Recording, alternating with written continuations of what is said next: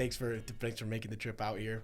Want to dive into, man, there's people that have been talking to me, hitting me up about like, hey, when are we going to get Joe's podcast out? Just got questions as to how it went down last year and kind of to hear the story. So want to start out with, hey, how did you, like, what's the background? What should we know a little bit about Joe Turner before we get into what these people know you for, your performance and sales? And so if you could just take me back, where'd the story start for you? Yeah, so right now I'm a student athlete, play lacrosse at Siena Heights in Adrian. Let's go. You got that one right, which is good. Yep. Studying business, but probably learn more from this job than the actual classes itself. But still cool to like network and everything. But why do you say that? Why do you feel like you've learned more from like a hands-on job than in a classroom? Because anyone teaching, they don't like actually own a business, at least like at my school. Mm-hmm. So it's more of just like out of the book, Okay. as opposed to like actually real experience and, getting out there and doing things. But beyond the student athlete component, I'm from Lapeer, Michigan. So like 40 minutes from around here. Is that Genesee County as well? It's Lapeer Okay. County. Okay. Yeah, went to Lapeer High School, played lacrosse, football. Was always pretty good at academics for the most part. What was your favorite subject in school? It was math probably until I took pre-calc, and then I was done with math after that. Okay, I understand that. That was the toughest class I've taken, even to this day. Not pre-calc, it was AP Calc. When I go home, live with my parents, mom and dad, Mike and Maria, and yeah. What else you want to know? I appreciate that. What position did you play in football? Outside linebacker. How old were you when you graduated high school? 17. 17. Okay. And then from there, like what got you interested in pursuing sales in general? It's a challenging job from the outside looking in. A lot of people think, why would you want to go do that, get rejected, which the job entails a ton of. What was the beginning of that path for you? I didn't know anything about it. So I was at the gym in Lapeer, the Planet Fitness, and this older guy who I'd talked to in there came up to me when we were sitting on the bikes, and he's like, so what are you doing this summer? I said, well, probably working at the golf course in Lake Orion or the White Horse, which is a restaurant over by us. Mm-hmm. You know where Metamora is? Yeah. In there. And he's like, well, my son-in-law does this pest control thing, and he does pretty well. Would you be open to learning more? I didn't know anything about it, so I was like, sure. So I messaged him off of his phone on Facebook Messenger, Ethan, and then ended up talking to him, over text and whatnot. And then I was like, all right, so give me, I believe you and everything, but like, give me some info of guys that, like they're a little younger, not that he's old or anything, but right. Like he's super young. We're the same age. Yeah, he's super young. they're doing it right now, like just to talk to some other perspectives. Mm-hmm. So he gives me Tristan's number and Jack's number, and then basically, long story short, he's like, if you want to go out with Jack, I think you guys could do really good together. And I was like, I'm not going out to Philly. That's too far, Sure. And then I put that aside, like the distance part, and I looked at it from like a more practical point of view. What would make more sense, for me, and what would put me in a better situation overall. And once I started evaluating some things, then I decided, hey, that's where I'll go, and worked out pretty good. Yeah. That's the start of a cool story, man. That's one of the things when I initially started in Chicago, I had to leave the state to go somewhere. And initially it's like, yeah, that's who wants to do that? And what I found, I'm not sure if you found this to be the case as well, but it was actually I actually really liked the focus part of leaving what I had, been a part of, an environment I'd been a part of, just to go focus on growing as a professional, as an individual. I felt like it actually somewhat helped me to do that, and a lot of distractions were removed from the picture. I'm not sure if that's how it was in Philadelphia, but I remember that reluctance as well, and then also like the gratitude that I had. Was like, wow, I just had 4 months where there was literally nothing to do except for to work, because everything else was removed from my life. But yeah, obviously from the summer you didn't have a hard time focusing, so I guess we can kind of get into. But it was cool. Like on the weekends, we would do stuff while we're out there, you know, because I'd never been out that way. You know, I'd been to Florida, but not anywhere else east for the most part, you know. So what are a couple of the things you guys would do during the weekends? We went to a couple of Phillies games, Yankees game. We went to Times Square another day. We went to the Jersey Shore, which was cool. Saw the crabs and whatnot. Just, you know, different stuff. Let's go. Pretty cool. It's also awesome because you're getting like you're grinding so much that those events are just so fun to be with the guys and not be thinking about anything but. I remember we had a couple of the barbecues too, and I pigged out some of those for sure. Dude, who's on the grill there? Baldwin. Makes sense. No, those burgers were good. I've heard that he's amazing behind the grill. That's what I heard. So they'll be doing it again this year, hopefully. Hey, let's go. The Bald Eagle. As far as okay, so getting out to summer, like from the time that you talked to Todd, he introduced you to Ethan introduced you to Tristan and Jack.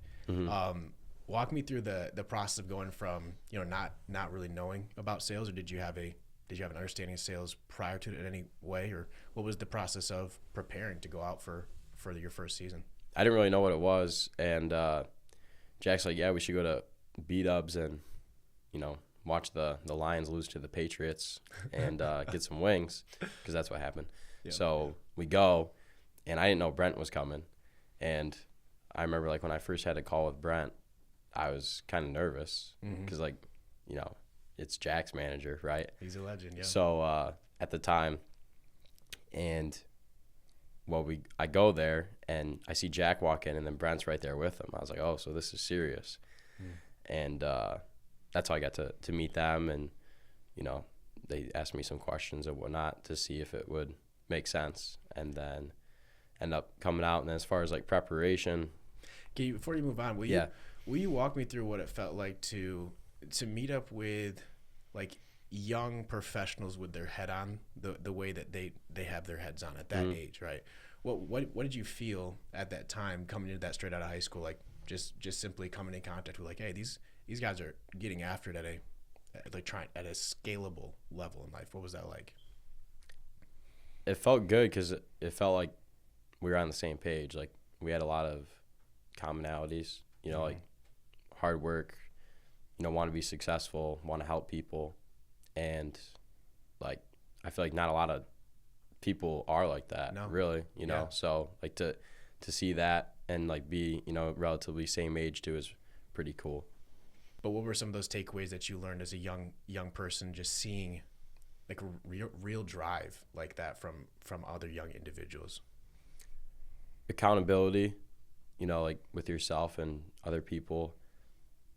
Discipline, you know, same kind of falls into that category. And then just seeing like, you know, if you do the right things over time, it'll compound, and, you know, wherever you do it, whether it's, you know, in sales or whatever, that it'll pay off for you. I love that. Okay, so from there, have that interview. What happens next? So then, basically, had a couple. I remember like they added me to the WhatsApp and everything, and started training, and then just training calls. Read the manual 4 times over. You know, let's go. Because I signed in like the very, very end of October, so like had plenty of time to read it for sure. Why'd you read it over and over again? Because you pick up something new every time, for sure. Like even I'll read it now, and still find stuff that's like, hey, I don't remember picking up on that, like, you know, maybe as much, or, you know, you learn something new. And pick apart the pitches are good too, because you see all the best reps making sales, and, you know, how they approach certain objections or, certain houses, certain situations, certain people. Can you give me an example of like a specific takeaway that you feel like you got from visually, seeing somebody that's exceptionally good at sales, making a real sale? What was a takeaway you can recall? I would say like you can listen to voice memos of, everybody, but like when you actually see the pick apart the pitches, it's the video that you want to look at more so. And like when they get objections or, brush offs, their body language doesn't like show that it doesn't phase them, it doesn't show anything. So just like seeing how they get an objection, it's like, oh, okay, not a big deal. Push it aside and keep going. Yeah. So I say body language is really cool for the pick apart the pitches. You can dissect it and use it for, your own good. Yeah, that was super helpful for me as well. Okay, so and what else besides manual pick apart the pitches? What else were you doing to get prepped? Cold showers. I mean, just like anything. Why is this such a go-to for why is it such a go-to, cold showers, man? Because it's tough, but there's health benefits, and like improved concentration, especially when you do it in the morning. And it feels good when you're done too. Just when you're in there, sometimes it's a little tougher. I mean, because you do the cold plunge. But it wakes you, it wakes you up. So, hard stuff like that. Exercise, working out, lifting, running, and like I had practice too, so I was pretty good shape. And why do you think that we see a lot of performers with that in common, consistent routines of exercise or lifting? Why do you think that that's such a prevalent commonality we see amongst high performers? One is it's healthy, right? And when you feel good, you're gonna perform good too. So, you feel good, look good, perform good, confidence thing. And then it's just healthy for you too. And then also the mindset, if you go in there and, you hit legs or whatever it is for you, that's like tougher. You don't want to do it. And then you go do it. And it's rewarding, it's like, hey, I kept my word and I can keep my word and, I can push through whatever is tough. What else was there leading up to summer? Reading the books. I was not a reader at all, unless it was like in elementary school, there was March is reading month, and whoever read the most books, like they'd win something. So it was like a big competition. What's that? Wait, so you competed? How old were you? Third, fourth, fifth grade. Do you remember any of the books that you read? I don't remember the names of them, but there was like series, and Okay. they were pretty good books. Okay. But I read them because they were good, but I wanted to win Sure. whatever it was, the prize. And so outside of that, like I never read. It was boring. But then once I saw like it's really beneficial for you, like to read itself and also like what you can learn, I looked at it from that lens. Like every time I read, I'm learning something, if not many more things. And reading some of the the book club books, that helped me realize that. And I read like 2 a month now, listen to one and read one at least. So isn't it wild how different it is when other people are telling you the specific information to consume, and like what that is like versus you getting to choose anything that's going to benefit you. You just open up like hey, what do I want to learn about and read? That's I was the exact same way. Hated reading in school because I didn't see the value in what it was that I was reading most times. Well, it's usually probably a textbook. Yes. I was like, I'm not going to be a scientist, so this is not going to really help me a lot. But that same like flip of a switch happened for me as well, and I think that it's really important for people to understand. Like reading often has negative connotations associated with it based on the context that you start reading, which is in school you don't get to choose. And then when you change that dynamic with reading, it's like awesome. It's exploring whatever you want to explore. What do you want to learn? Yeah. So that's huge. And what's one of your favorite books leading up to to going out and selling that you felt was really beneficial for you? There's a lot of good ones. I would say Outwitting the Devil's up there. Yeah. And What'd you get? That's like such a impactful book. What's the takeaway you had from Outwitting the Devil by Napoleon Hill that you took with you after reading that book? I would just say like it opens your eyes to like all the distractions, and like just having the discipline to do what you know you should be doing and what's right, and sticking to that regardless of all the other noise. And another good one was Can't Hurt Me. I just finished that one last month. I was looking at like, I mean, if he can do this, then I can do this, you know, whatever it is, you know. And I thought it was really good. Like the best part is probably like he talks about like legacy, you know, how do you want your book to read, and the 40% rule. Like you give everything and you still are only at like 40% of your potential. Mm-hmm. You ever thought about that during a workout? Yeah. Sometimes I think it's a law of averages with that, because sometimes there might be a little less in the tank than 60, but I think the body weight stuff is the most. That book really impacted me when I first read it, and I was reading it while I was in the gym. And the body weight stuff, you actually can pull-ups, do some wild stuff. Yeah, pull-ups out 40% for me. I don't think I could do 60% more. I could try. I don't think I could do 60% more pull-ups, but if you get into like abs, you know, like your core stuff, you can get sore for probably squats too. Yeah, as long as they're not super heavy. Yeah. Like body weight, if that's what you're talking about. Yeah, anything body weight. So that's a very dangerous book to read while you're at the gym, because every time you go to stop the thing, it's in your mind. It's in your mind. It's like, dude, Goggins could have done like 50 times more than what I'm doing right now. You just keep going. Okay, so Can't Hurt Me, Outwitting the Devil. Any other like books that really were helpful for you? There's a lot. Like every one I've read, it's been good. Another good one was Atomic Habits was good. Helps Clear, you, right?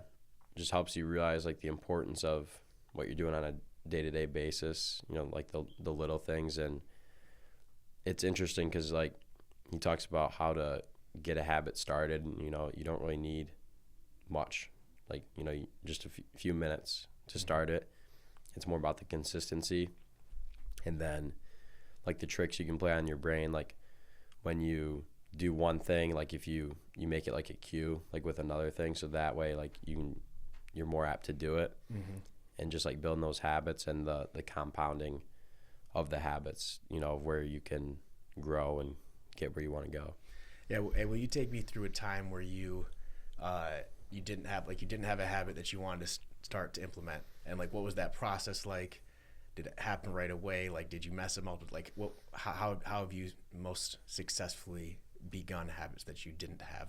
Just telling myself I'm going to do it, and then I think the best way is like tell someone else what you're going to do, because then like they know, obviously like you know what you are or aren't doing, but when you have to report to somebody else, I feel like, and you say it out loud, it's more of like I didn't do that.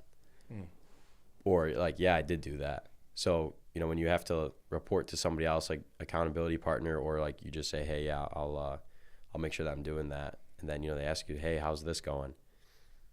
You know, what are you going to tell them? Hey, I love that accountability is, I mean, you play sports, you know, you sell as well. It's a huge part of being consistent in your performance, right? Is having that accountability. Love that hack. Is there ever been a time where you wanted to remove a habit from your life, and how did you go about doing that? Not necessarily, but like, you know, I'm sure there's things like, for Lent I gave up sweets. So it's a little bit different, but I basically just said, you know, I'll have my last day of it, and then after that I'm just gonna be done with it. That's it, and hold myself to it. And then I told other people, like, hey, for Lent, I'm giving up sweets. That way I can't forget, because, you know, when I'm around them, they'll be like, hey, what are you doing? Yep. Put that cookie down. Or, you know, cupcake, whatever it is. So, yeah, I would say, like, that's the best way, like, whether it's a good habit or a bad habit, like, where you want to add it or subtract it. When you tell other people, it solidifies it more, because it's not just you. Like, you're not the only one in the picture, you know. And then you know, if I do eat the cookie or the cheesecake, whatever's calling my name, it's like my word, like they see my word is, you know, broken. And I feel like that weighs a lot more on you than like your personal self. Yeah, hey, I agree. And I also think that for me, and I don't know if it's the same for other people, that's with the gym. That's the most significant thing about the gym and what it's meant to my life has been that. Like when you say you're going to do a certain amount of reps, you know, and obviously you're not being stupid and like, you know, hoisting up ridiculous amounts of weights when you do this, but it's about, you know, something that you can do, you know, physically without breaking your bones, right? And when you say you're going to do that, there's nobody that heard you say that in your head as to how many you're going to do. And there's nobody that can tell that at the end of your set, if you have 7 more reps, there's nobody there. Like it is just you. And if you keep your word to yourself, that thing that you said you were going to do, I said I was going to do 15, and it starts to, you know, be crazy hard at 11, right? Like, are you going to, you can pause at the bottom for 2-3 seconds and go again, right? Or you can just put the weight down. And that's keeping your word to yourself has been the most significant benefit for me, I think, of going to the gym or working out or exercising, whatever that is. It's just building up that, you know, so you can believe yourself when you say you're going to do something. And yeah, like if you've ever stopped doing something, like if you did like leg lifts and you said you're going to do a certain amount and you stop ahead of time, sometimes like it bothers you so much. Sometimes I'll just go back to like, dude, I have to finish this set. Like just go back and just start doing it because your mind won't let you let it go, right? Yeah, I've been there. Yup. Okay, so first of all, before we move past this whole, can you just describe Lent so that we can all make sure that everybody's following along? What is Lent? Yeah, so it's a 40-day period leading up to Easter, where I think it might be just like all Christians in general, but like Catholics for sure, like they give up something or they decide to do something instead. So I gave up sweets because I knew that was something that I can do, but you know, it's tough. It's not easy, but you do that basically, and it, you know, it's a preparation thing for Easter. Okay. Hey, love that. I want to make sure us stay following along. Keep everyone on the same page. Yep. Okay, so were there any other significant parts of your preparation to go perform as a salesman for the first time? Was there any other thing that comes to mind that you did? Just doing the hard things, doing the right things, I'd say. You know, it's not always easy. There's other stuff going on. You know, you don't want to read the manual when you can go do whatever. I mean, for some people it's play video games, or maybe it's, you know, go outside and play some cornhole or go fishing. Like those are things I like to do, but like I would still like set aside a little bit of time. Doesn't have to be like an insane amount every single day, but just like to keep the habits and the consistency. Like why not just go enjoy your time leading up to summer? The hard part's going to be here. You can do both. I mean, I think you can do both. There's 24 hours in a day. You know, you can get done the things you need to get done and still have fun too. I don't think there has to be like a, what's the word, like dichotomy or whatever it is. Something like that. Divide, maybe, dichotomy, whatever it is, of like you can only do this or you can only do that. I think you can do both. No scarcity mentality. Yeah. I mean, there's no reason you can't get done what you need to get done and then do, you know, some fun stuff too. By the time you get to the summer, the hay's already in the barn at that point. You know, you've already, all the time it was either put in or it wasn't. And you're either going to be playing catch up or you're going to go out there and you're going to be shooting, you know, or swinging for the fences, whatever. From your perspective of being a college player, you understand what it's like to compete. You understand what it's like to go and try to win. And then to like turn your head and be like, whoa, this is a huge game that's set up in a capitalist system that I live in. Like, what's that look like to you? I think it's super applicable. Like, you know, you take a team, you know, there's a leader, just like with any business, and the same leadership principles translate for the most part. And, you know, all the discipline, the work ethic and commitment that you have in sports, it's the same thing with business for the most part. I mean, you know, day-to-day things are different, but you can translate like all the habits and the mental stuff to business. And I think that helps for most people. I mean, that's why you see with just this job or, you know, in like finance or insurance or whatever it is, like a lot of the high performers are former athletes. And it's because they already had that built and they understand it, so then they can just take it from here and use it here. So I think we're approaching summertime. Let's put you in the position where you're just about to go out to market, right? Like if you can talk to us about like what was that like? What was the actual like last second preparation that you did to prepare for, let's say that you're a couple days out from getting shipped out to Philly. What was that time frame like? It was doing a few things that I wanted to do before I left for the summer, and then I had a notebook that I wrote like all the objections in, and like intro, bridge, price sheet, but I had all that down by then. But like I would just read through the objections a lot, like even if it's like 5 minutes here or there, I just, instead of like using my phone because I like to like see it on paper, just grab the notebook, read through it a few times, then do whatever I was doing.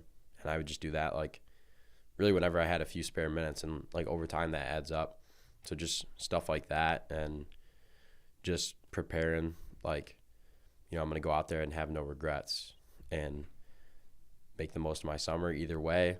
I'm going to learn something. I'm going to meet some people, have a cool experience, in a different spot that I've never been. Like I knew at the bare minimum, no matter what else happened, like that's what I was gonna have. And that's what helped me like come in with that mindset. Did you have any relationships that you had to set expectations with for the next 4 months? Were there any, whether they're friendships or relationship or, family, were there any expectations that you set to prepare yourself to go all in for 4 months? Not really. I just told my friends like, hey, I'll be back, at the end of the summer, and I'll see you guys the whole school year. And then probably hardest one was my parents, because I know, they really missed me. But I talk to them every day, like over text. That's awesome. Wait, so yeah. The morning, like afternoon, night? Morning for sure, and then at night, and then like, I'd get busy obviously through the day, but like toward the end of the summer, like as the top 10 rookie race was heating up, I would text them like, hey, here's 1, 2, and then like sometimes they wouldn't hear from me, and my dad would be like, so how'd it go? And then I'd say, like maybe it was like 5, 6, or 7 or whatever. But like other days I would just keep them posted. But you get lost out there sometimes. Wait, what are their names? Mike and Maria. Shout out to your parents, man. That sounds awesome. Okay, so you let them know, hey, I'll be back. All right, so now we're on your way. Did you drive out to Philadelphia? Okay. Did you drive with anybody, by yourself? Yeah, I drove with another person. Okay. So then you get to what was it like getting to market? What was the actual like impact of being there like? And then if you could walk us through that experience. I didn't know what to expect. It was a pretty scenic drive, except for Ohio, but you get to Pennsylvania. Agreed. And, there's all the mountains, and you better not miss an exit, because otherwise it's like 25 miles until your next one. Right. But, going through the tunnel, pretty cool, couple tunnels. And then it's like, all right, New Jersey. Like, I didn't even know for the most part that we were going to be in New Jersey, because, it's Philly. So I was like, oh, we're going to be in Pennsylvania. So we were actually staying in New Jersey, get out there, and I was there like 3 weeks, before most, actually 4 weeks later than most, like when it started. What date did you get out there? 22nd was my first like actual day. Okay. Of May. And you were coming straight from college? I was home for a couple of days, and so I left from home and went there. Okay. 22nd of May. That's one of the most surprising things about your story is that while being top 10 with the rookies, you had significantly less time to do it than your peers that were in that same group. So, just to give you adequate flowers there, that's phenomenal. Yeah. So, okay, so you get there like to market. What's your room situation like? Like the first meeting, what's all that? So, Jack's apartment, it was a 2-story complex, and his was above our room, and I was in with the South Carolina guys, and I didn't know them, like, so I got to meet them, and there was like cleaner crew, right? That's the yeah. There was like 6 of us in there for a little bit, and I liked living in there. It was cool, and just didn't really know what to expect like overall, and like when it doesn't really set in like that you're like gonna do it until like you actually get out there, and then like you're at the morning meeting, and it's like you're in the the shirt, you got the pants on, your hat, tool belt, and it's like I'm actually gonna go do this. Yeah. That's like when it finally set in. But I was excited, you know, and I remember like the first morning meeting, they had all the names on the board, and obviously I wasn't on there because it was my first day. And it was just motivating to me, you know, because I knew I was at the very bottom, and I wanted to work my way up, you know. Yep. Yep. Okay, so after that first meeting, dude, what was your first ever experience like? Do you remember like your first door? Walk us through it, man. So Brent drove me out with a couple other guys, and I hadn't knocked the door yet, so he dropped me off last, and then he's like, "I'll show you how it's done for a little bit, and then I'll turn you loose and watch for a little bit, and then I'll head out."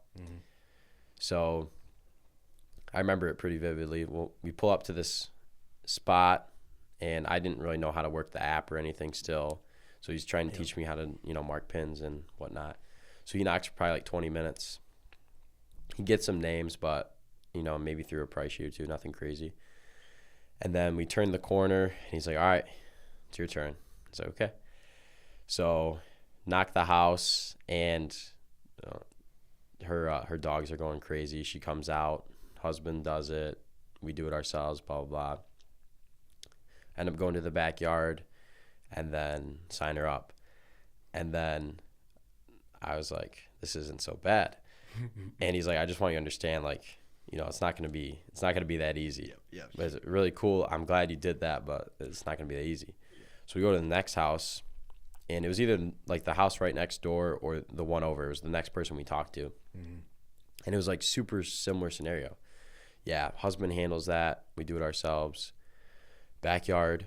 And I was like, let's do it again. So then signed her up.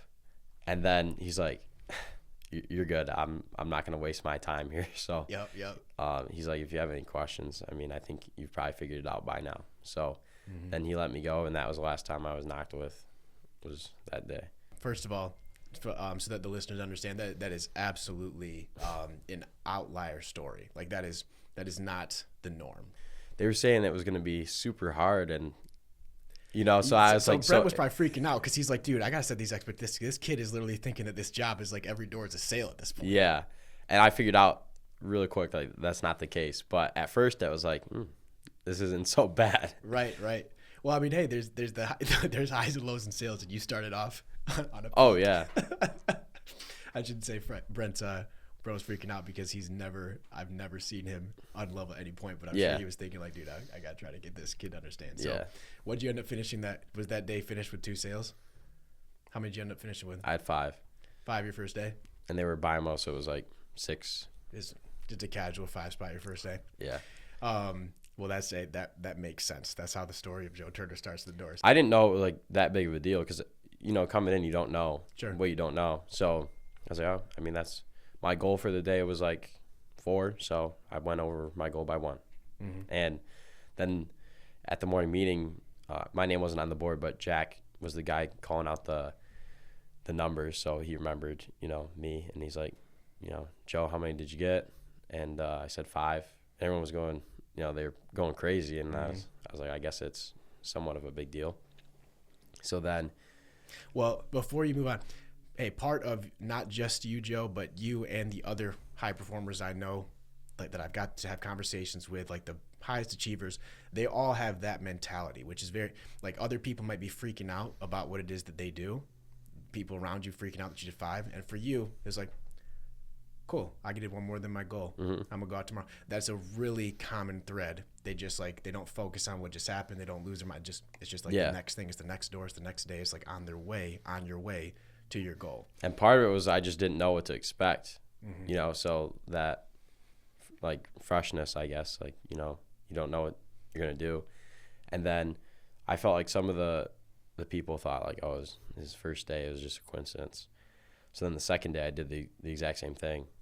I sold a couple $100 more, but 5 sales, $6K. And then let's go. Same thing, you know, at the morning meeting. And then everyone was like, okay, he might be pretty good. And then the third day, I had, I think, 2. And then the 4th day, I had I had 4. And then, So we're at 16 4 days in. Is that right? so yeah. Okay. And then that Friday I picked up probably like 2 or so. And I was trying to get the record for the week, because I think it was around like 20, like for someone's first week. I think it was around like 25 or something. The chats were all the chats were buzzing by Friday about this. Yeah. Yeah. And I just remember Saturday I was like, you know, I'm gonna go out there and I'm gonna get it. But I was like so focused on that, like I was focused on the result so much more than like have a good intro, have a good bridge, price sheet, you know, move around the home. And I bageled. And I remember,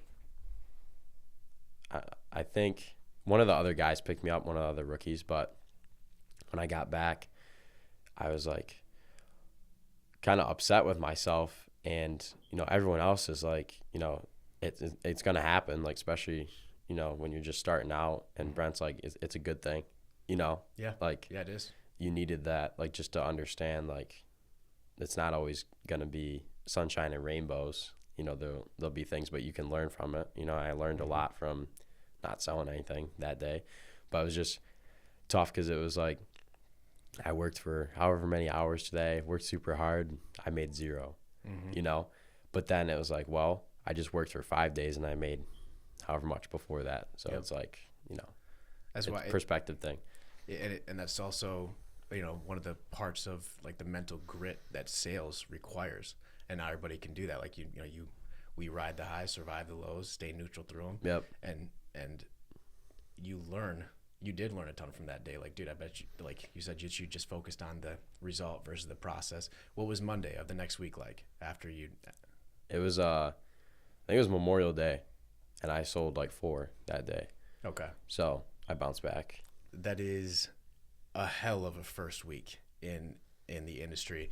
The important thing, so okay, there's people with all different skill levels, obviously, that come to the table and start. Some people like develop a skill set over long periods of time and they become excellent and they didn't start out that good. Like, they're maybe not super naturally prone to just being awesome socially, right? It takes time. Other people come out, they're super capable, you know, right away, they're hot. And then they might not have the discipline. Some of them do, most of them don't have the discipline to consistently do that. The big factor for people that are looking to be exceptional in sales is that you have natural talent, man, which is just God-given. Like, that's awesome, right? Everybody's got their own form of talent. You have talent.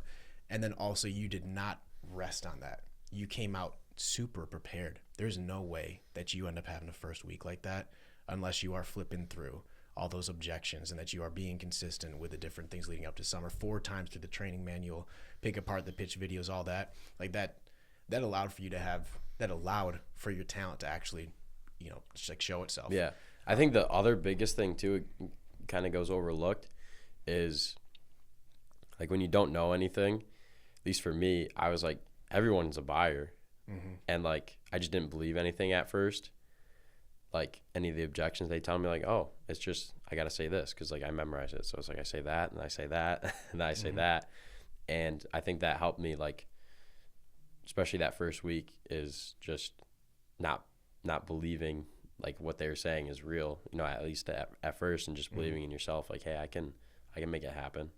Diving back into after your first week on the doors, did you start to see the vision of like, I can be a top 10 rep even though you're coming from that far behind? Like, what was your mental state when you saw what you did your first week?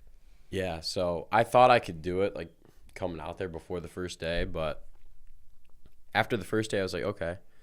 And then the second day it was like, all right, I definitely can do this. And then I remember on my 4th day, so that Thursday, I had the 4 sales that I had them by like noon. And I remember Ty Phillips put in the WhatsApp, I think it was him, he's like, that boy Hemi Turner with 4 by noon, and it's like dude's 4th day. So that's where Hemi came from. Shout out Ty Phillips. Yeah. Okay. And then Jackson Woodham, who was one of the guys I was living with at the time. Beast. Yeah, absolutely. He was like, Joe Turner, top 10 rookie, like, watch out or something like that. And that's like those series of like messages and whatnot, like, that's what really helped me like see that vision and identity, like, hey, it is still possible, even coming out, you know, a little bit later than everybody else. So like that's the biggest thing I've been telling like my rookies is just like the identity thing. Like, you know, are you the hardest worker? Are you top 10 rookie? Are you the best closer? Whatever it is, like that's what your identity is. So, you know, tell yourself that. And like when you hear other people say it, you know, social proof, it like helps validate that too. So your habits are gonna align with your identity. You know, like if you tell someone, hey, you know, you're a top 10 rookie, and you do it enough, they're gonna start to do the things that align with that. Versus if you tell them, hey, you're a 150K rep or whatever it is, like, you know, then they're gonna start to do the things that align with that. Would you run through some of the biggest differences between the performer cultures that you've been a part of? I'm not sure if you'd put sports teams. I know that you had a really successful sports team that you were on last year collegiately. I'm not sure if you'd put that in the same category as, you know, the record breaking summer that your team just had this last year, which was just incredible to see. But what are some of the things that you experience in, you know, that high performance culture, and what are some of the differences between the cultures that did not require that of you, some of the more average cultures? What are some of those differences? Accountability, no negativity, growth mindset. Wait, no negativity, dude. That's just some positive bull crap. What are you talking about, man? Like, I mean, you know, don't even have to say positive. You know, as we've learned now, doesn't even have to be positive. Just don't say something negative. So can you talk about, you know, the ways in which, you know, you've harnessed momentum, like how you can utilize momentum in what it is that your life and what we do? Early on in the day, make your bed, which I used to think was the stupidest thing, never did it. But then my mom was like, no, you should do it. And then I started doing it most of the time. And then the Admiral McRaven. Yep. Once I saw that, plus what she said, that solidified it. So I've done it, you know, every day since. Okay. But, you know, make your bed, get the little wins. Like, whatever you tell yourself you're going to do, going back to that, do it, because then that's momentum. And then doing the things you say you're going to do, no matter how small they are. Yeah. That is momentum. Yep. And then you can translate that to the doors. All right, door slam. All right, I'm just going to try and get a good intro. If I can get through it, cool. If I can't, then I'm going to try and get a name or a bug. So it goes from door slam to maybe name or bug. Then I go to the next house, and then maybe to the same thing, but I got a couple names and a couple bugs. So it's better than door slams, right? Then I go to the next house, I get through my intro and bridge, and then say the next house, because of what I've already done, I got names and bugs. Maybe I get through my price sheet. So then it's like, okay, I've turned the hard nose into some price sheets, and then a couple of price sheets. Then maybe I get to a backyard, a couple of backyards, and maybe I make a sale, and then maybe I go on and make 5 more sales. Well, it's all because it started with, I decide I'm going to turn those door slams into something positive. Or maybe you can't even get a name or a bug. So what you can control is you leave it with a positive experience, like, hey, have a good one. You know, something like that. That's still momentum. So that's just starting the momentum, right? Like, yeah. How do you? So what are your thoughts around keeping it rolling?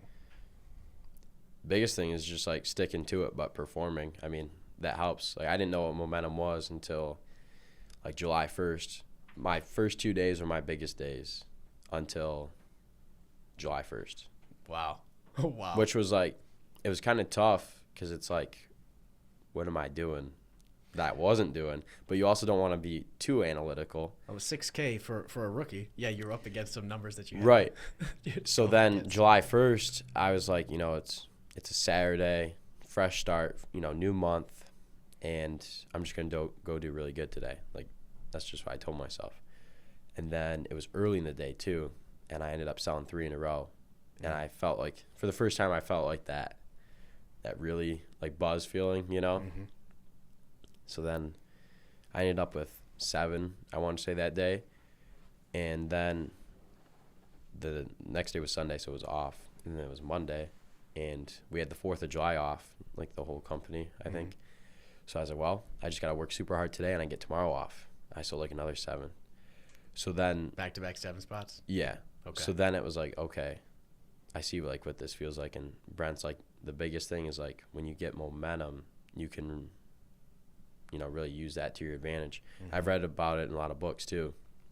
And like Jack would talk about it. But then like that week I did pretty solid.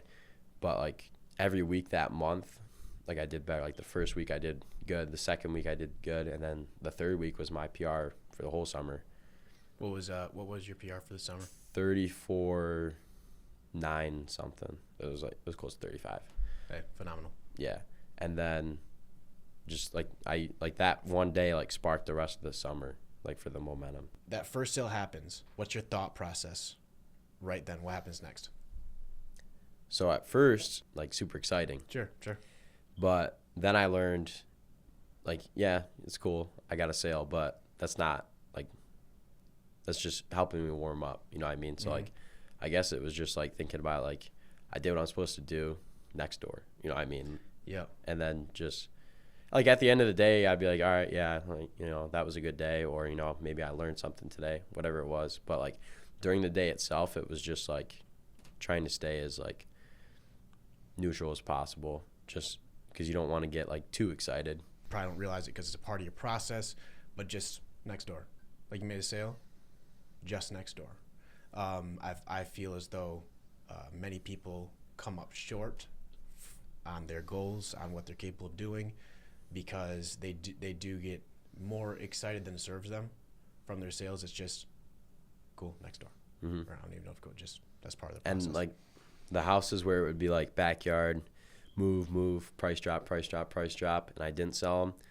They used to be like, I should have sold that house, And it went from like that to like, that's just momentum to the next door. I'm going to sell the next door. So it was just like a belief thing, You're warming up. You were right Yeah. there. Like this neighbor, like they need it. Yep. Like the next door's definitely going Care down. but don't care. Like care, like, you want to help them and, get the sale. But if it doesn't happen, it doesn't happen. Like as long as you do everything that you should have done, then you can be at peace with it, I think, A parallel that's often used is, for a shooter, they have like goldfish-esque memories, right? Like they can't remember anything except for made shots to build their confidence for the next make, right? Is that what allowed you to have that perspective where you did not carry negativity of any kind from an interaction, like you just mentioned, where you didn't close it? What was the perspective shift that allowed you to see it as like, oh, I'm right there, like the next, it's coming? What I think it's just like a belief thing.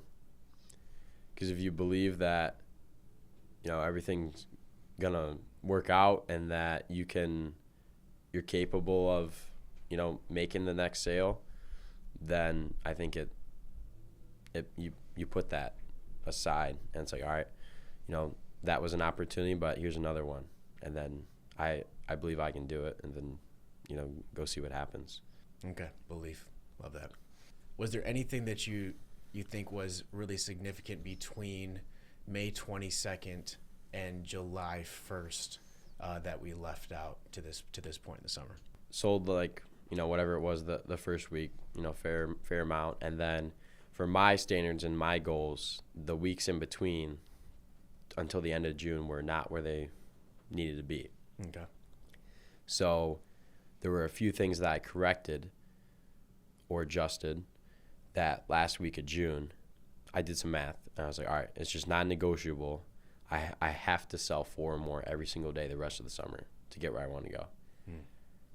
And then that week, like the first week I sold 4. First day I sold 4. Second day I sold 4. So then it was like, okay, I can do this.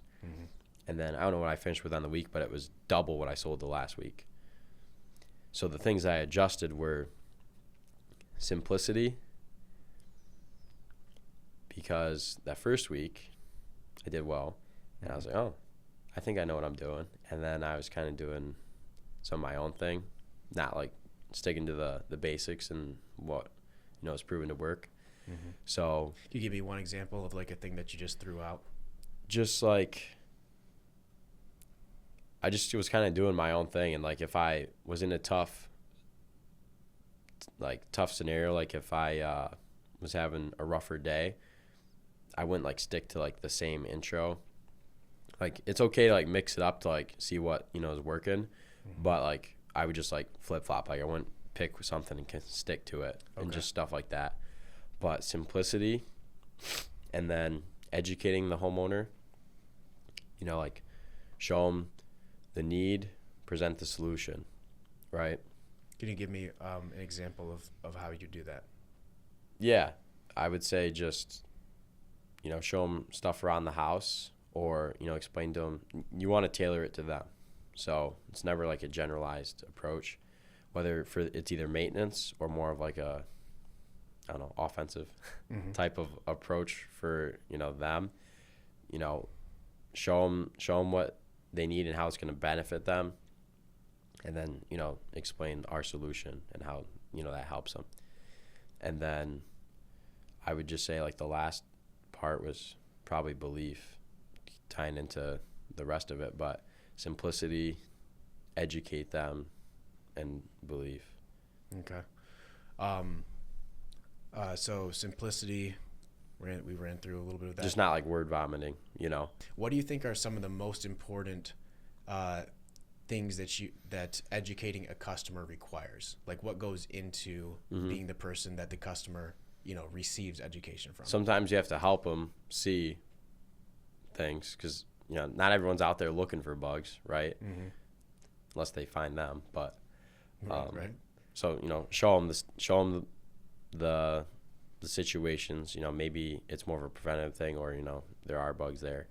Show them it, and then explain to them why they're seeing it, maybe, with the lake, with the trees, with how, mild the winter was, or the rain, how hot the summer is, whatever. Mm-hmm. Show them why. And then after that, it's more of like how do we go about helping you with this? So it's like, why is our solution going to take care of it? Well, since it's so hot out here, everyone's been getting some of the ants. But the reason you're getting them still is because that pump can, it's just like a contact kill. So they'll tend to come back because they're actually out in the soil. Mm. So I'll use a granule to flush them away from the home, so you can have peace of mind while you're barbecuing out here. So it's simple, but it educates them as to why they're still seeing whatever it is. So midsummer, you start to implement the three different things that you came to realize would, elevate your sales: mm-hmm. simplicity, educating the customer, and belief. And then will you walk us through your personal thoughts and path from there to the end of summer? Started with the July 1st, and then that week was good.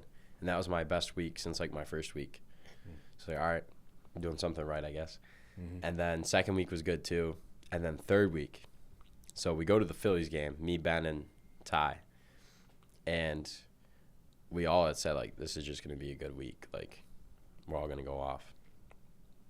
So that Monday, it was the first time going to Pennsylvania because we were in Jersey up until that point in the summer. Okay, yeah, remember this.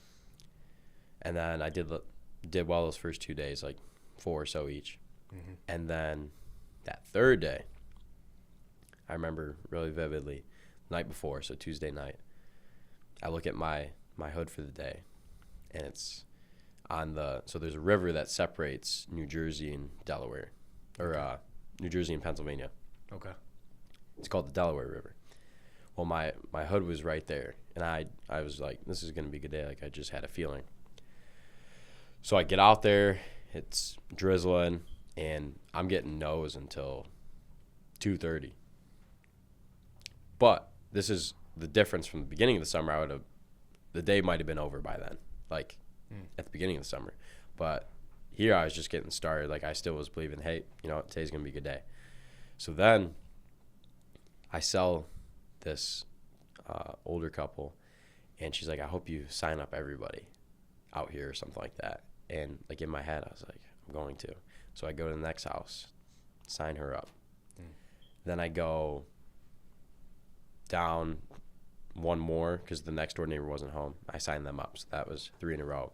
So I had like 3 by like 3:30 or so. Okay. And then I ended up getting to 8, and it's like 8:45. And I'm sitting at like two or 3 in the company. Mm-hmm. And I was like, I've got to be number one. Like, I was just feeling it, so like I couldn't stop. So I had a lot of social proof, but it was dark. So I was just looking for like lights. So I knocked this house, which is across from like a string of like 4 that I sold on the other. So like the river, these houses, and they're across the road. Okay. The lights are on. They're watching the Phillies game, this guy. So I knock the door. He looks over at me, looks back at the game. I knock again. He comes out. What do you want? Hit him with the intro. Do you do rats? And I was like, this could be it. And then, they were going to go on vacation. So, I had to overcome quite a few objections. And then basically, like, I gave the wife the quick rundown. And then I was like, because she was like, so do you want a card or what? Like, after I had told her things, she's like, so do you need a card? And I was like, yeah. So then she came out, credit card, signed them up, and then it was enough it was my first 10K day. Let's go. And then I was number 1 in the company that day. But it all started because I didn't give up. Like, I had the belief, it's 2:30, I have no sales, but I still had that feeling. Mm-hmm. So it was a joke, like, on the river. Like whenever I'm on that river, on the river, like I do good, because the next day I sold probably like 8, and then later on in August I went back over there, like more south I think, and I did a couple 7-8 days over there too. So it was just like an identity thing. So like for any of the rookies out there, like every hood's good hood, but like if there's something where it's like, you just got a good feeling, like have that identity. Like for me, whenever I was on the river, then is it river or the river? It's the on the river. On the river. I was gonna do good. It was just started with a feeling that I had, but then I kind of embraced it. So, whether for like I know some guys it's the townhomes. Yeah. Yep. Some guys love trees, selling like with their large trees around, or just like near wood line. That's another thing too, because I was having a slower day on a Saturday, and I texted a couple guys like, hey, I sent them a picture of my hood, and I said, hey, just wait till I get over to these trees over here. Like I circled it. And then like within the hour I go over there and I sold like 3 over there. So like, trees, townhomes. Dude, some people, whatever. Do you like, I understand obviously you like the salesman makes the hood. Understand that, right? We've sold everywhere. Some people like straight up cookie cutter houses. Like nothing in the grass. Just like have you been in a neighborhood where it's just straight up middle America? Everybody knows everybody. Like people are walking their baby. It's like, have you been in one of those neighborhoods where and the houses are like, in Michigan they'd be like $300,000 to $400,000 to $450,000 houses, $250,000 to $450,000. Yep. Yeah, that's a vibe too. If you get the buzz going though, they're like, because everyone knows everybody. Yeah. Dude, I like. There was a neighborhood. That was the best sales experience of my life. Is like when you got to the point where they're like grilling and stuff, and they're like, "Oh, what's up, man? You want something?" And like everybody knows who you are. That's how it was on July 1st. Was that on the river or before that? No, that was before that was a thing. Okay. Yeah. Okay, so top 10, man. Hunting that down. So tell me about your, like, how did it feel finishing the year? When did you knock until? 31st. Okay, so you started 22 days in, but then you finished all the way till August 31st. Okay. Talk to me about your mindset going through August, like realizing that you were like approaching, the 10 spot. What was going through your mind? 2 things. I wasn't planning on staying that long to go back for school in lacrosse.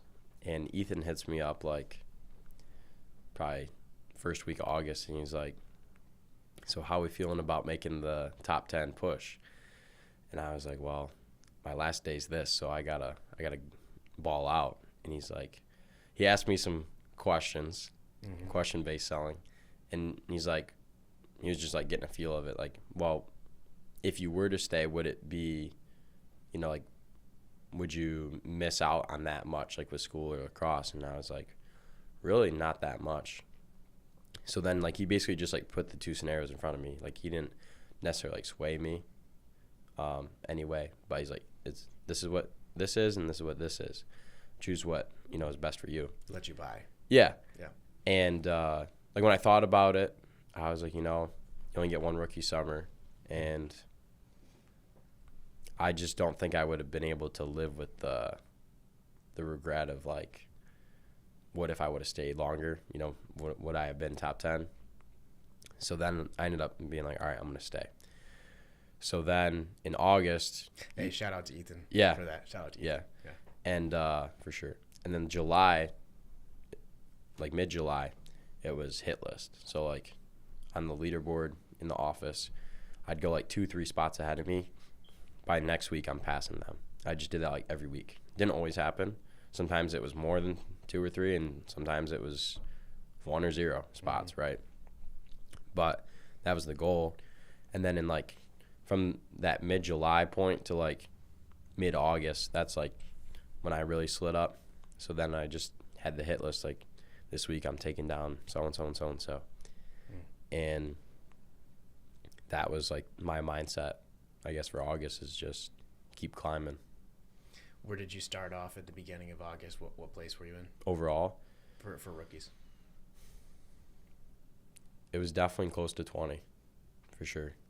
If I might not have been in the 20s, but it was definitely down there, like 18 maybe. So you finished the summer. That's a hell of a finish.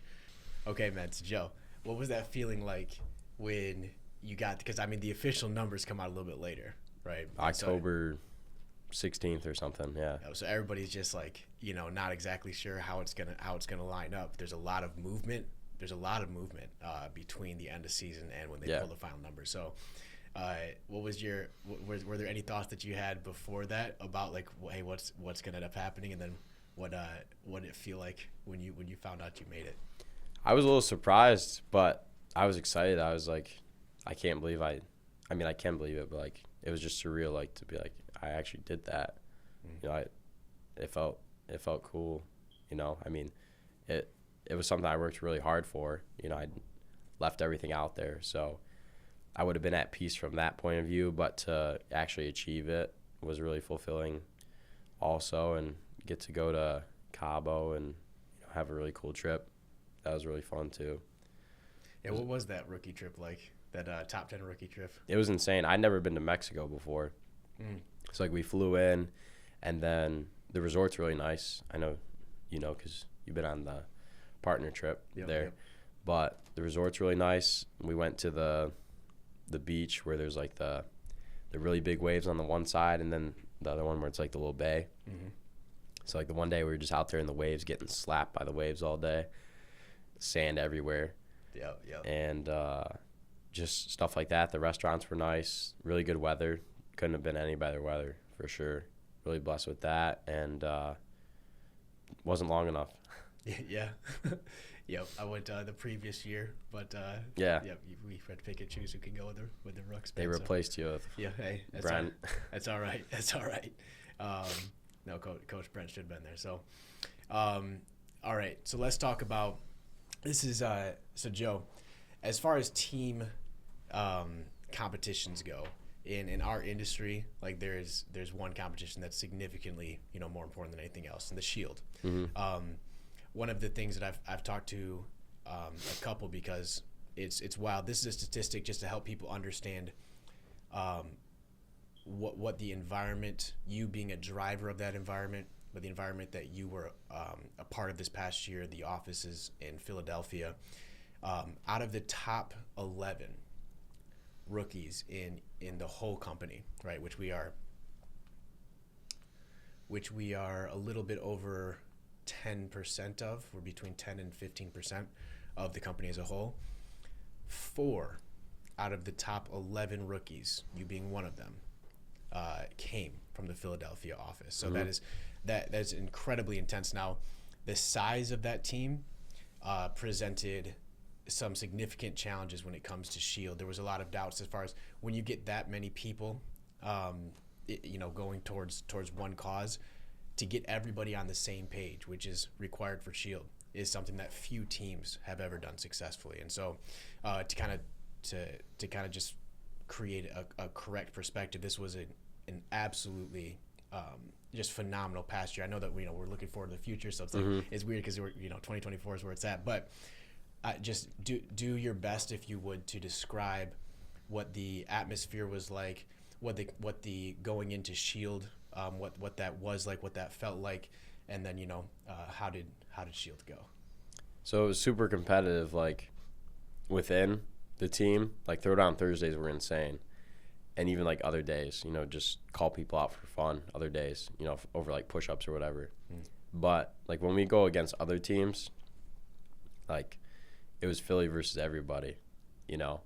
and just like we knew what we needed to do, and like the expectations were set, by like Steven, Tristan, Brent, Jack, all the other guys. Expectations are set. Here's what we have to do to win it. And like there were days where, we weren't on pace. So like they'd be like, hey, here's what we need to do in order to win. So just like being super competitive within, and also, against the other teams too, like just not accepting that you're going to lose.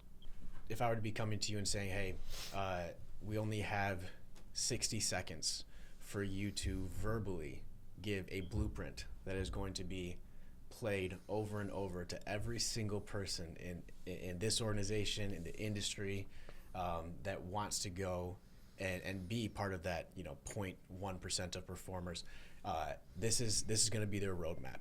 All right, what is it that you would say in those 60 seconds to give them as much helpful information as possible? Work super hard, do all the preparation and the training is there for a reason, and it's all free, so it's up to you to use it and maximize your time out there. But like the most valuable thing for me, like at the end of the day, that drove like all the things that I did for the most part, was like my why and having no regrets. So like everyone else is going to talk about what you need to do, like, work and all the other things. But at the end of the day, if you want to be successful, you have to know why you're out there, and, what you want to, or I guess why you want to achieve what you want to achieve. And then for me, it was just like, I don't want to have any regrets. I got a long car ride back, 8 months of reflection, and I just didn't want to have any regrets of, I should have done this, or I could have done that. I wish I would have worked harder. So I'd say why and no regrets.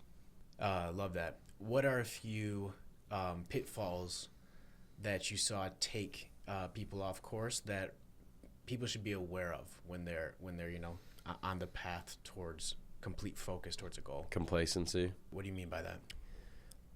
Like you think you already made it, but the summer's not over yet. And I mean, competition-wise, summer's not over until, like mid-October. But from like a personal goal perspective, just keep the foot on the gas, because you, when you get complacent, that's when you'll really see yourself start to drift from your goals.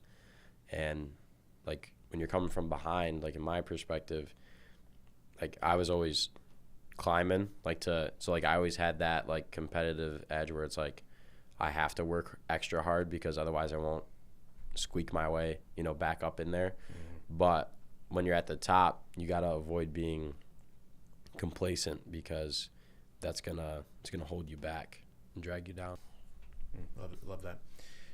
What do you think, in your perspective, what are the differences between feeling motivated and being driven? Is there like, how did those words hit you? What do you think the difference is, and what do you think people should work towards being of those two? I feel like motivated is on a day-to-day basis. Like I wake up, I feel motivated, or I don't feel motivated.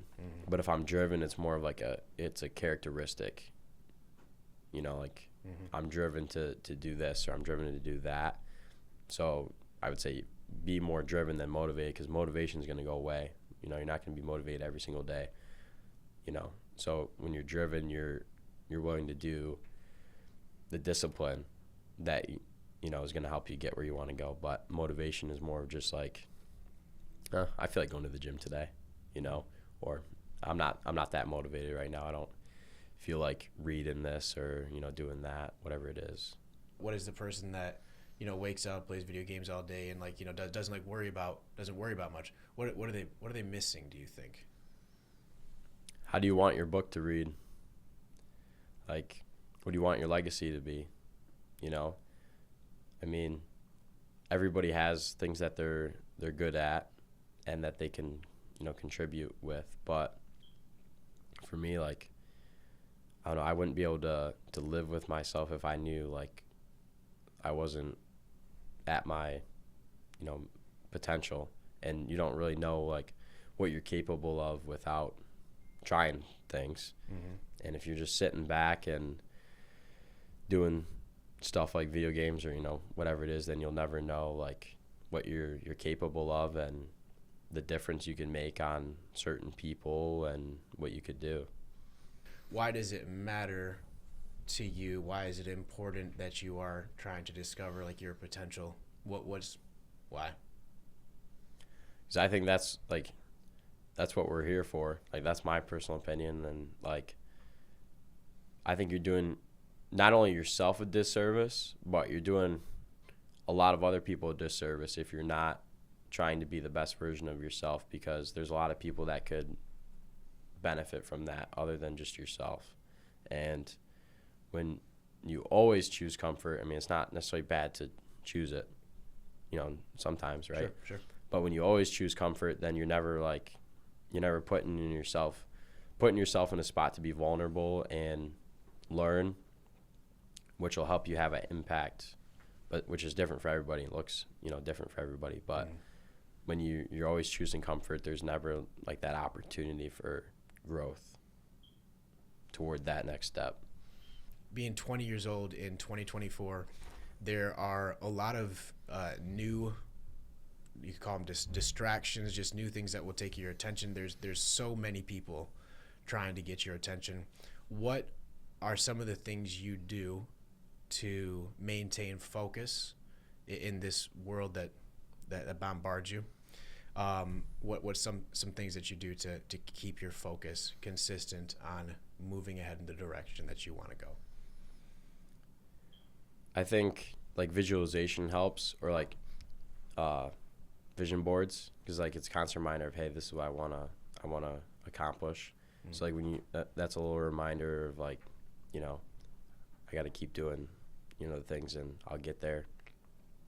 But for me, like writing things out and like scheduling time, like my schedule, I always have like if something doesn't go to plan, then it is what it is. But like I have everything laid out that way. I don't have to spend a bunch of time thinking like, all right, where does this fit in? You know, how can I do that? So either, you know, write it out and then like check it off, or just put it in my calendar and then, you know, I know and follow it like that. So I'd say like the biggest way to stay focused is just like structure your time, you know what you want to do, like increase vision, but structure your time in a way that you can focus on the things you want to focus on and still have time to, you know, do some other things too. Like, especially when it gets nice out, like I want to go outside and do things like go for a walk, go fishing, play some cornhole,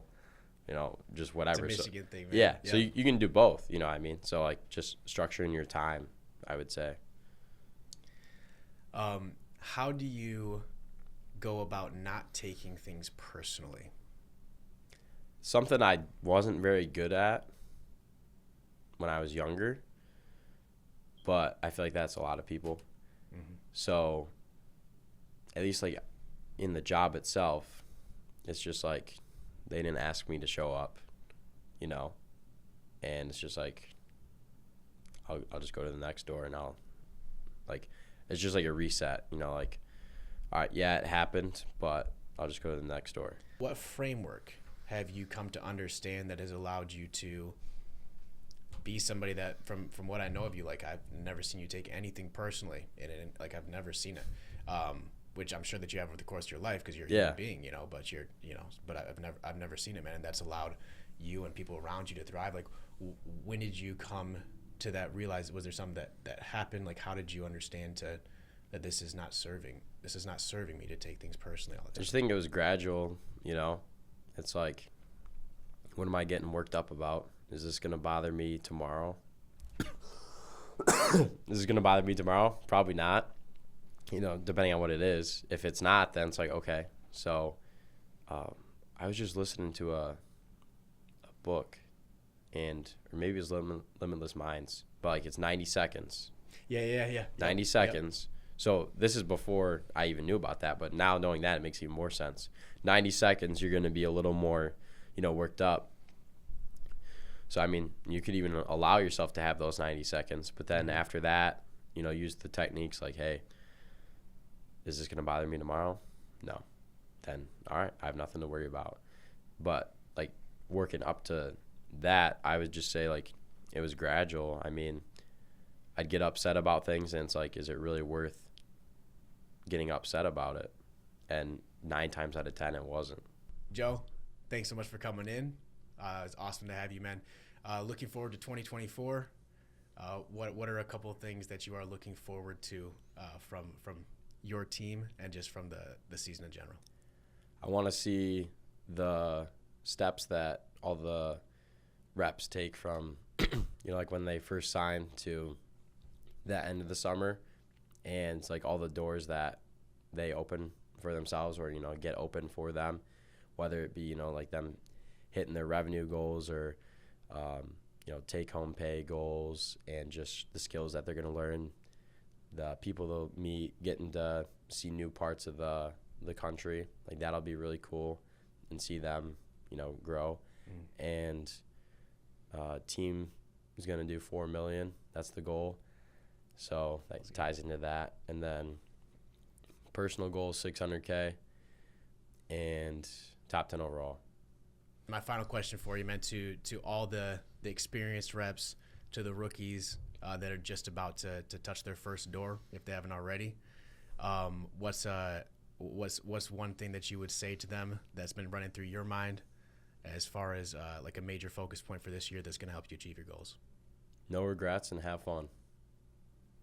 Hey, that works, man.